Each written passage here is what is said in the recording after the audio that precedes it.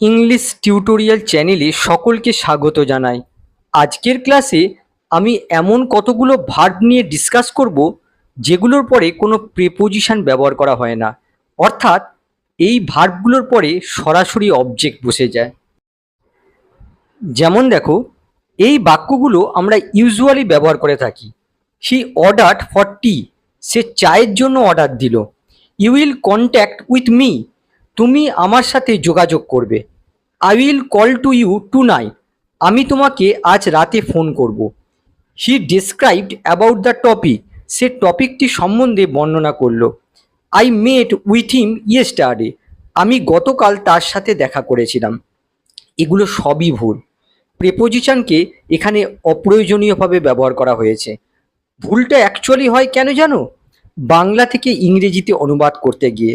আজকে আমি বাংলা থেকে ইংরেজিতে বাক্য দিয়ে সেই ভুলগুলো ধরিয়ে দেবো। ভিডিওটা ভালো লাগলে লাইক আর শেয়ার করে দিও। এবার এই ভার্বগুলো দেখো, যাদের পরে প্রেপোজিশন বসে না, এরা পিওর ট্রানজিটিভ ভার্ব, তাই কোনো প্রেপোজিশন নেয় না, সরাসরি অবজেক্ট নিয়ে নেয়। কিন্তু মনে রাখতে হবে, এই ভার্বগুলো যদি নাউন হিসেবে ইউজ হয় তাহলে প্রেপোজিশন নিতে পারে। ভার্বগুলো কি কি? Discuss, enter, reach, resemble, marry, request, order, demand, mention, emphasise, stress, attack, approach, lack, join, survive, contact, answer, oppose, consider, resist, follow, attend, call, meet, describe, await, congratulate, accompany, advise, sign, comprise, violate. এবার একে একে এই ভার্বগুলো দিয়ে বাক্য দেখাবো আর তোমাদের বুঝিয়ে দেবো কেন এই ভার্বগুলোর সাথে প্রিপোজিশন ইউজ হয় না, বা অপ্রয়োজনীয়ভাবে এই ভার্বগুলোর সাথে আমরা প্রিপোজিশন ইউজ করি।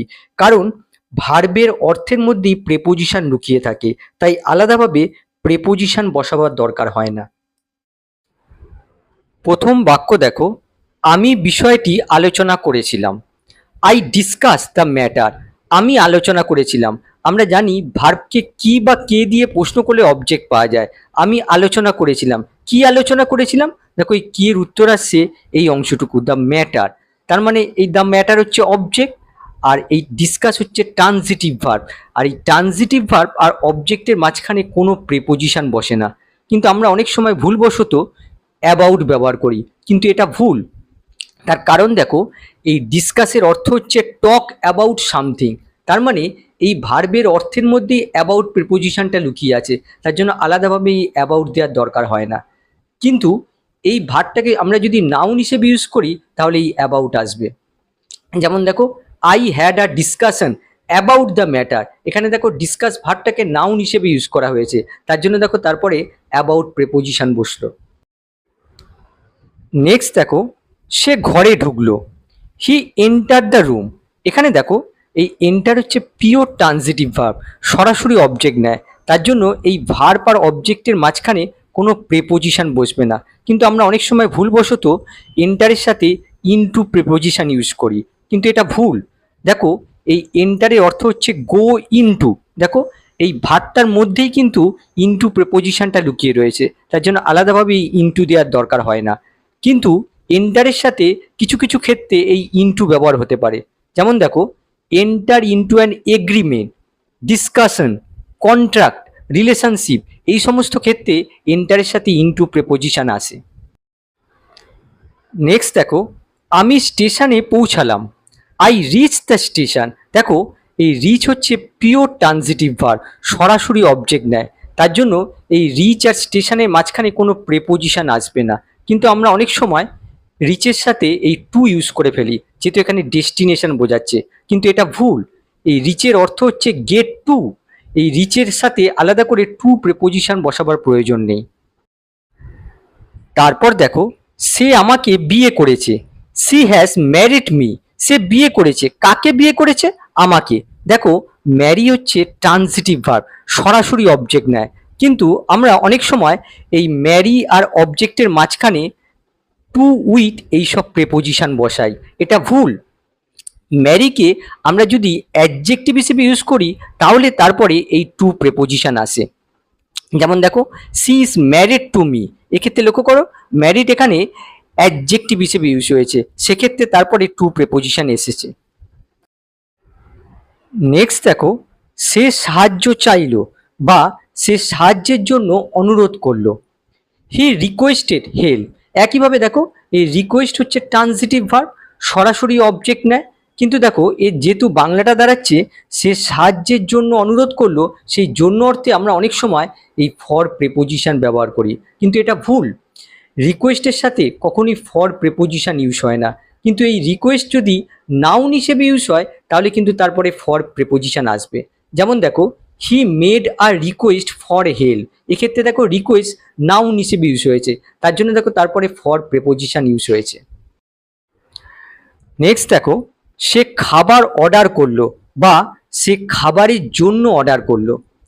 হি অর্ডার্ড ফুড, একইভাবে দেখো অর্ডার হচ্ছে ট্রানজিটিভ ভার্ব, সরাসরি অবজেক্ট নেয়, যেহেতু অর্থটা আসছে সে খাবারের জন্য অর্ডার করলো, সেই জন্য অর্থে আমরা এই ফর ব্যবহার করি, কিন্তু এটা ভুল। অর্ডার হচ্ছে পিওর ট্রানজিটিভ ভার্ব, কিন্তু এই অর্ডারকে আমরা যদি নাউন হিসেবে ইউজ করি তাহলে কিন্তু তারপরে ফর আসবে। যেমন দেখো, he placed an order for food, এক্ষেত্রে দেখো অর্ডার নাউন হিসেবে ইউজ হয়েছে, তার জন্য দেখো তারপরে ফর প্রেপোজিশন ইউজ হয়েছে। পরের বাক্য দেখো, শিক্ষক বিষয়টি উল্লেখ করলেন। The teacher mention the topic, দেখো মেনশন হচ্ছে ট্রান্সিটিভ ভার্ব, সরাসরি অবজেক্ট নেয়। এই মেনশনের অর্থ হচ্ছে কোনো কিছু সম্বন্ধে বা বিষয় উল্লেখ করা, তার মানে মেনশনের অর্থের মধ্যেই দেখো অ্যাবাউট শব্দটা লুকিয়ে রয়েছে, তাই আলাদাভাবে কোনো অ্যাবাউট দেওয়ার দরকার হয় না, কিন্তু আমরা অনেক সময় মেনশনের সাথে অ্যাবাউট প্রেপোজিশন ব্যবহার করি, কিন্তু এটা ভুল। মেনশন হচ্ছে ট্রানজিটিভ ভার্ব, এই ট্রানজিটিভ ভার্ব আর অবজেক্টের মাঝখানে কোনো প্রেপোজিশন ইউজ হয় না, কিন্তু এই ভার্বটাকে আমরা যদি নাউন হিসেবে ইউজ করি তাহলে কিন্তু তারপরে অ্যাবাউট প্রেপোজিশন আসবে। যেমন দেখো, the teacher made a mention about the topic, এক্ষেত্রে দেখো এই মেনশন ছিল ভার্ব, আর একটা নতুন ভার্ব এসছে মেড, আর এই মেনশনকে এখানে নাউন হিসেবে ইউজ করা হয়েছে, যার জন্য দেখো তারপরে অ্যাবাউট প্রেপোজিশন ইউজ হয়েছে। নেক্সট দেখো, সে বিষয়টি জোর দিয়ে বলল বা সে বিষয়টির ওপর জোর দিল। হি এম্পাসাইজ দ্য পয়েন্ট, দেখো এম্পাসাইজের অর্থ হচ্ছে কোনো কিছুর ওপর জোর দেওয়া, তার মানে এই ভার্বটার অর্থের মধ্যেই অন প্রেপোজিশন লুকিয়ে রয়েছে, আলাদাভাবে অন বসালে ভুল হবে, কিন্তু আমরা অনেক সময় ভুলবশত এই এম্পাসাইজ ভার্বটার সাথে অন প্রেপোজিশন ব্যবহার করি, কিন্তু এটা ভুল। এম্পাসাইজ হচ্ছে ট্রানজিটিভ ভার্ব, কিন্তু এই ভার্বটাকে আমরা যদি নাউন হিসেবে ইউজ করি তাহলে কিন্তু তারপরে অন প্রেপোজিশন আসবে। যেমন দেখো, he put emphasis on the point, এখানে দেখো এমফাসাইজ ভার্বটাকে নাউন হিসেবে ইউজ করা হয়েছে, যার জন্য দেখো তারপরে অন প্রেপোজিশন ইউজ হয়েছে। পরের বাক্য দেখো, শিক্ষক বিষয়টি গুরুত্ব দিয়েছেন। The teacher stress the point, একইভাবে দেখো এই বাক্যটার অর্থ হচ্ছে শিক্ষক বিষয়টির ওপর গুরুত্ব দিয়েছেন। এই ওপর অর্থে আমরা অনেক সময় এই স্ট্রেসের সাথে অন প্রেপোজিশন ব্যবহার করি, কিন্তু মনে রাখতে হবে এই স্ট্রেস হচ্ছে ট্রানজিটিভ ভার্ব, সরাসরি অবজেক্ট নেয়, তার জন্য এই অন প্রেপোজিশন ইউজ করলে ভুল হবে। আমরা যদি এই ভার্বটাকে নাউন হিসেবে ব্যবহার করি তাহলে কিন্তু তারপরে অন প্রেপোজিশন আসবে।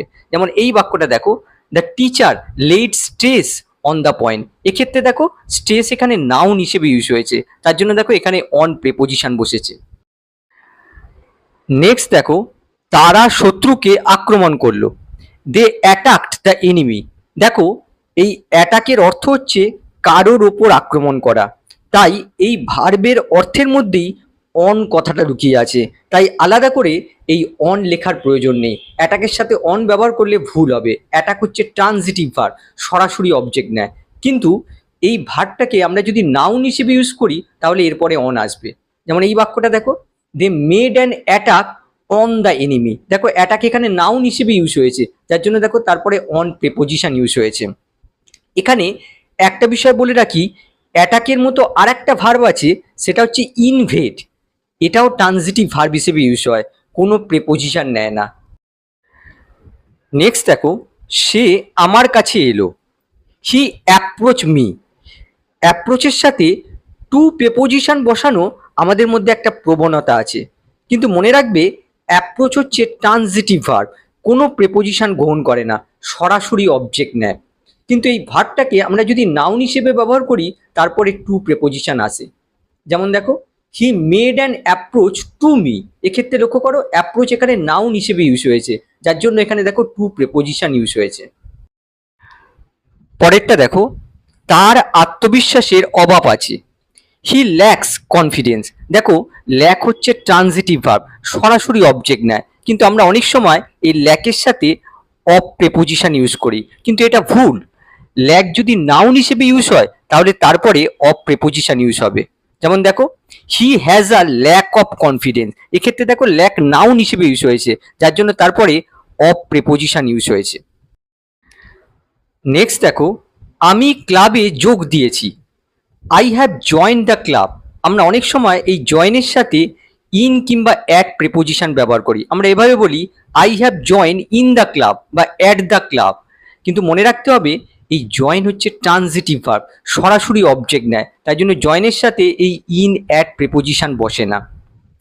পরেরটা দেখো, সে দুর্ঘটনা থেকে বেঁচে গেছে। হি সারভাইভ দ্য অ্যাক্সিডেন্ট। এক্ষেত্রে দেখো থেকে রয়েছে, এই থেকে শব্দটা থাকার জন্য আমরা অনেক সময় সারভাইভের সাথে ফর্ম প্রেপোজিশন ব্যবহার করি। দেখো, এই সারভাইভ কথার অর্থই হচ্ছে কোনো কিছুর কাছ থেকে বাঁচা বা প্রাণ রক্ষা করা। এই অর্থের মধ্যেই ফর্ম প্রেপোজিশনটা রয়েছে, আলাদা করে এই ফর্ম প্রেপোজিশন দেওয়ার দরকার নেই। আমার সাথে যোগাযোগ করো। Contact me. কন্ট্যাক্ট এমনই এক কমন ভার্ব যার সাথে আমরা উইথ প্রেপোজিশন বসিয়ে দিই, কিন্তু দেখো এই কন্ট্যাক্ট শব্দটার অর্থই হচ্ছে কারো সাথে যোগাযোগ করা। সাথে কথাটা অলরেডি রয়েছে, আলাদা করে এই উইথ লেখার প্রয়োজন নেই। কিন্তু এই ভার্বটাকে আমরা যদি নাউন হিসেবে ব্যবহার করি তাহলে উইথ আসবে। যেমন দেখো, মেক কন্ট্যাক্ট উইথ মি, এক্ষেত্রে দেখো কন্ট্যাক্ট নাউন হিসেবে ইউজ হয়েছে, যার জন্য তারপরে উইথ প্রেপোজিশন বসলো। সে আমার প্রশ্নের উত্তর দিল। হি আনসার্ড মাই কোয়েশ্চেন। কিন্তু আমরা অনেক সময় কি বলি, হি আনসার্ড টু মাই কোয়েশ্চেন, কিন্তু দেখো এই আনসার্ড আর তার অবজেক্টের মাঝখানে কোনো প্রেপোজিশন বসানো যাবে না, যেহেতু আনসার্ড হচ্ছে ট্রানজিটিভ ভার্ব। কিন্তু এই ভার্বটাকে আমরা যদি নাউন হিসেবে ইউজ করি তাহলে তারপরে টু বসবে। যেমন দেখো, he gave an answer to my question, এখানে আনসার দেখো নাউন হিসেবে ইউজ হয়েছে, তার জন্য দেখো তারপরে টু প্রেপোজিশন ইউজ হয়েছে। নেক্সট দেখো, তারা এই সিদ্ধান্তের বিরোধিতা করেছিল। দে অপোজড দ্য ডিসিশন। আমরা অনেক সময় এই অপোজের সাথে টু প্রেপোজিশন ব্যবহার করি, কিন্তু এটা ভুল। অপোজ হচ্ছে ট্রানজিটিভ ভার্ব, সরাসরি অবজেক্ট নেয়, কিন্তু এই অপোজকে আমরা যদি অ্যাডজেক্টিভ হিসেবে ইউজ করি তাহলে তারপরে টু আসবে। যেমন দেখো, they were opposed to the decision, এক্ষেত্রে দেখো এই অপোজড অ্যাডজেক্টিভ হিসেবে ইউজ হয়েছে, যার জন্য তারপরে দেখো টু প্রেপোজিশন ইউজ হয়েছে। আবার আমরা এই অপোজকে যদি নাউন হিসেবে ইউজ করি তাহলেও তারপরে টু প্রেপোজিশন আসবে। যেমন দেখো, they showed opposition to the decision, এক্ষেত্রে লক্ষ্য করো এই অপোজিশন এখানে নাউন হিসেবে ইউজ হয়েছে, যার জন্য দেখো তারপরে টু প্রেপোজিশন ইউজ হলো। নেক্সট দেখো, আমি তাকে আমার বন্ধু মনে করি বা বিবেচনা করি। I consider him my friend. এক্ষেত্রে আমরা যেটা ভুল করি সেটা হচ্ছে এই জায়গায় আমরা অ্যাজ ইউজ করি, I consider him as my friend, কিন্তু মনে রাখবে কনসিডার থাকলে এখানে অ্যাজ ব্যবহার করা যায় না। এই কনসিডারের জায়গায় যদি রিগার্ড, ট্রিট এই শব্দগুলো থাকে একই অর্থ, সেক্ষেত্রে আমরা অ্যাজ ইউজ করতে পারি, কিন্তু কনসিডার থাকলে এখানে অ্যাজ ইউজ করা যাবে না। পরেরটা দেখো, সে প্রলোভনকে প্রতিরোধ করতে পারেনি। He couldn't resist the temptation. এক্ষেত্রে দেখো এই রিসিস্ট হচ্ছে ট্রানজিটিভ ভার্ব, সরাসরি অবজেক্ট নেয়, এক্ষেত্রে আমরা এই রিসিস্টের সাথে অনেক সময় টু প্রেপোজিশন বসাই, কিন্তু এটা ভুল। রিসিস্ট হচ্ছে ট্রানজিটিভ ভার্ব, এক্ষেত্রে এই রিসিস্ট আর অবজেক্টের মাঝখানে কোনো প্রেপোজিশন ব্যবহার করা যাবে না। পরেরটা দেখো, সে আমাকে অনুসরণ করছিল। হি ওয়াজ ফলোয়িং মি। এই ফলোর সাথে আমরা অনেক সময় আফটার প্রেপোজিশন ইউজ করি, কিন্তু এটা ভুল। এই ফলো আর অবজেক্টের মাঝখানে কোনো প্রেপোজিশন রাখা যাবে না। পরেরটা দেখো, সে তার বাবার মতো দেখতে। হি রিসেম্বলস হিজ ফাদার। এই রিসেম্বল ভার্বের সাথে আমরা অনেক সময় উইথ, টু, লাইক এইসব প্রেপোজিশন ইউজ করি, কিন্তু মনে রাখবে এই রিসেম্বল আর তার অবজেক্টের মাঝখানে কোনো প্রেপোজিশন রাখা যাবে না। এই রিসেম্বলের অর্থ হচ্ছে লুক লাইক, একই রকম দেখতে। এর অর্থের মধ্যেই লাইক প্রেপোজিশন রয়েছে, তাই আলাদা করে প্রেপোজিশনের দরকার পড়ে না। সে টাকা দাবি করছে, হি ইজ ডিম্যান্ডিং মানি। এর অর্থটা কি? সে টাকার জন্য দাবি করছে। এই জন্য অর্থে আমরা অনেক সময় ডিম্যান্ডের সাথে ফর প্রেপোজিশন ইউজ করি, কিন্তু মনে রাখতে হবে এই ডিম্যান্ড হচ্ছে ট্রানজিটিভ ভার্ব। এই ট্রানজিটিভ ভার্ব আর অবজেক্টের মাঝখানে এই ফর প্রেপোজিশনকে রাখা যাবে না। কিন্তু এই ভার্বটাকে আমরা যদি নাউন হিসেবে ইউজ করি তাহলে ফর প্রেপোজিশন আসবে। যেমন দেখো, he is making a demand for money. এক্ষেত্রে দেখো ডিম্যান্ড নাউন হিসেবে ইউজ হয়েছে আর তার জন্য দেখো ফর প্রেপোজিশন বসেছে। সে মিটিংয়ে অংশগ্রহণ করেছে, হি অ্যাটেন্ডেড দ্য মিটিং। এক্ষেত্রে আমরা বলতে পারবো না হি অ্যাটেন্ডেড অ্যাট দ্য মিটিং, তাহলে ভুল হবে। অ্যাটেন্ড আর অবজেক্টের মাঝখানে কোনো প্রেপোজিশন ইউজ করা যাবে না। পরেরটা দেখো, আমি তাকে ফোন করলাম, আই কল্ড হিম। এক্ষেত্রে দেখো এই আমরা যদি বলি আই কল টু হিম তাহলে কিন্তু ভুল হবে। এই কল আর অবজেক্টের মাঝখানে কোনো প্রেপোজিশন ইউজ করা যাবে না। কল হচ্ছে ট্রানজিটিভ ভার্ব। শিক্ষক ছাত্রদের নিয়মটি ব্যাখ্যা করলেন, the teacher explain the rule to the student. এখানে দেখো এক্সপ্লেন দ্য রুল, এক্সপ্লেন আর তার অবজেক্ট বসেছে। এক্ষেত্রে আমরা বলতে পারবো না এক্সপ্লেন অ্যাবাউট দ্য রুল, তাহলে কিন্তু ভুল হবে। এই এক্সপ্লেন আর অবজেক্টের মাঝখানে কোনো প্রেপোজিশন ইউজ করা যাবে না। এবার পরেরটা দেখো, আমরা শিক্ষকের সঙ্গে দেখা করলাম, উই মেট দ্য টিচার। এক্ষেত্রে আমরা বলতে পারি না we mate with the teacher. দেখো এই মেট কথাটার অর্থ হচ্ছে কারো সাথে দেখা করা। অলরেডি উইথ কথাটা এর মধ্যে রয়েছে, আলাদা করে উইথ বসানোর কোনো প্রয়োজন নেই। পরেরটা দেখো, সে তার অভিজ্ঞতা বর্ণনা করলো, সি ডেসক্রাইব হার এক্সপেরিয়েন্স। এক্ষেত্রে দেখো এই ডেসক্রাইবের সাথে আমরা অ্যাবাউট ব্যবহার করতে পারি না, তাহলে ভুল হবে। এই ডেসক্রাইব আর তার অবজেক্টের মাঝখানে আমরা অ্যাবাউট রাখতে পারি না। পরেরটা দেখো, আমি তোমার উত্তরের অপেক্ষা করছি, আই অ্যাওয়েট ইউর রিপ্লাই। এক্ষেত্রে আমরা যদি এই অ্যাওয়েট ভার্বের সাথে ফর প্রিপোজিশন ইউজ করি তাহলে ভুল হয়ে যাবে। এই অ্যাওয়েট হচ্ছে ট্রানজিটিভ ভার্ব, সরাসরি অবজেক্ট নেয়। এই অ্যাওয়েট কথার অর্থ হচ্ছে ওয়েট ফর। দেখো এই ভার্বের মধ্যেই ফর প্রিপোজিশনটা লুকিয়ে রয়েছে, তাই আলাদা করে এই ফর প্রিপোজিশন দেওয়ার দরকার নেই। মনে রাখবে অ্যাওয়েট মূলত ফর্মাল ইংলিশে ইউজ হয়, স্পোকেন ইংলিশে আমরা ওয়েট ফর ব্যবহার করি। পরেরটা দেখো, আমরা তাকে তার সাফল্যের জন্য অভিনন্দন জানাই, we congratulate him on is success. আমরা অভিনন্দন জানাই, কাকে অভিনন্দন জানাই? তাকে, হিম। দেখো এই কনগ্রাচুলেটের পরে অন প্রেপোজিশন ইউজ করা যাবে না। এই কনগ্রাচুলেট আর তার অবজেক্টের মাঝখানে কোনো প্রেপোজিশন রাখা যাবে না, তারপরে রাখা যায় কিন্তু এদের মাঝখানে কোনো রাখা যাবে না। সে তার বাবার সঙ্গে গিয়েছিল, হি অ্যাকম্পানিড হিজ ফাদার। এক্ষেত্রে লক্ষ্য করো বাবার সঙ্গে গিয়েছিল, এই সঙ্গে অর্থে আমরা যদি অ্যাকম্পানির সাথে উইথ ব্যবহার করি তাহলে ভুল হয়ে যাবে। এই অ্যাকম্পানি আর তার অবজেক্টের মাঝখানে কোনো উইথ রাখা যাবে না। অ্যাকম্পানির অর্থই হচ্ছে গো উইথ। দেখো এই অ্যাকম্পানি অর্থের মধ্যে দেখো উইথ প্রেপোজিশন লুকিয়ে রয়েছে, যার জন্য আলাদা করে উইথ প্রেপোজিশন দেওয়া যাবে না। আর পরেরটা দেখো, সে চেকটিতে সই করলো, সি সাইন দ্য চেক। এক্ষেত্রে লক্ষ্য করো সে চেকটিতে সই করলো, তার মানে চেকটির ওপর সই করলো। এই ওপর অর্থে আমরা যদি এই সাইনের সাথে অন প্রেপোজিশন ব্যবহার করি তাহলে ভুল হয়ে যাবে। সাইন হচ্ছে ট্রানজিটিভ ভার্ব, সরাসরি অবজেক্ট নেয়। এই ট্রানজিটিভ ভার্ব আর অবজেক্টের মাঝখানে অন প্রেপোজিশন ইউজ করলে হবে না। ডাক্তার আমাকে বিশ্রাম নিতে পরামর্শ দিয়েছেন, the doctor advise me to take rest. ডাক্তার পরামর্শ দিয়েছেন, কাকে পরামর্শ দিয়েছেন? আমাকে। দেখো এই অ্যাডভাইস হচ্ছে ট্রানজিটিভ ভার্ব, অ্যাডভাইসের সাথে টু ব্যবহার করা যাবে না। অ্যাডভাইস আর অবজেক্টের মাঝখানে কোনো প্রেপোজিশন ইউজ করলে হবে না। আবার যদি আমরা এই ভার্বটাকে নাউন হিসেবে ব্যবহার করি তাহলে কিন্তু তারপরে টু আসতে পারে। যেমন দেখো, the doctor gave me advice to take rest. এক্ষেত্রে লক্ষ্য করো অ্যাডভাইস নাউন হিসেবে ইউজ হয়েছে, যার জন্য তারপরে টু প্রেপোজিশন ইউজ হয়েছে। নেক্সট দেখো, এই দলটি 10 জন খেলোয়াড় নিয়ে গঠিত, দ্য টিম কম্প্রাইজেস 10 প্লেয়ার্স। এক্ষেত্রে আমরা এই কম্প্রাইজের সঙ্গে উইথ প্রেপোজিশন ব্যবহার করতে পারবো না।